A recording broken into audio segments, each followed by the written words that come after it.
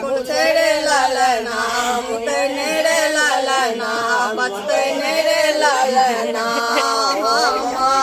को ना जेब बेटा तोहारो हवेलिया से तोहारो हवेलिया तोड़ाबो के झगड़ा हमरा मोने छेड़े लालना तोड़ाबो के ओली बोली हमरा मोने छेड़े लालना बेसरबो नेड़े लालना गुन गेबै नेड़े लालना होता साजे चलला पिया भोजो के हवेलिया से भोजो के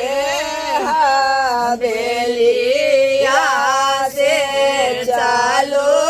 भौजो हमारो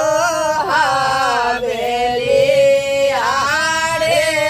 लालना चलो भौजो हमारो हवेलिया रे लालना मोर धनी दर देविया कुल छेड़े लालना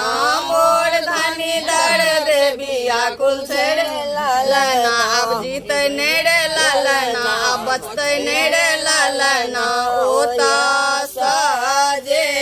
गेला पिया बहनी के हवेलिया से बहिन के हवेलिया से चलो बहिनी हमारो हवेलिया रे लालना चलो बहिनी हमारो हवेलिया रे लालना हमर धनी दर देविया कुल छेड़े लालना हमर धनी दर देविया कुल छेड़े लालना अब जीते नेड़े लालना अब बचते नेड़े लालना ओता साजे गेला पिया दगड़िन के आंगना माँ से दगड़िन के आंगना माँ से चलो दगड़िन हमारो हवेलिया रे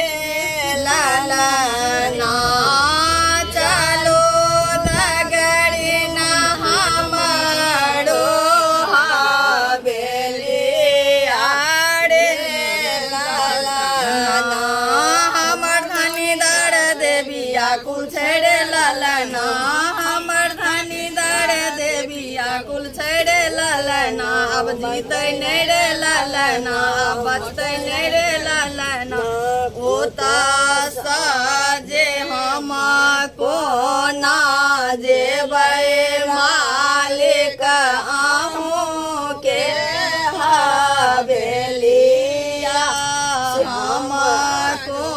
ना जेबै गिरहत आहूँ के हवेलिया से आहूँ के हवेलिया से आबो के गुदरी हमरा मोने छेड़े लालना आबो के टुकड़ी हमरा मोने छेड़े लालना आबो के ठुनका मोने छेड़े लालना सरबै नेड़े लालना गुन गेबै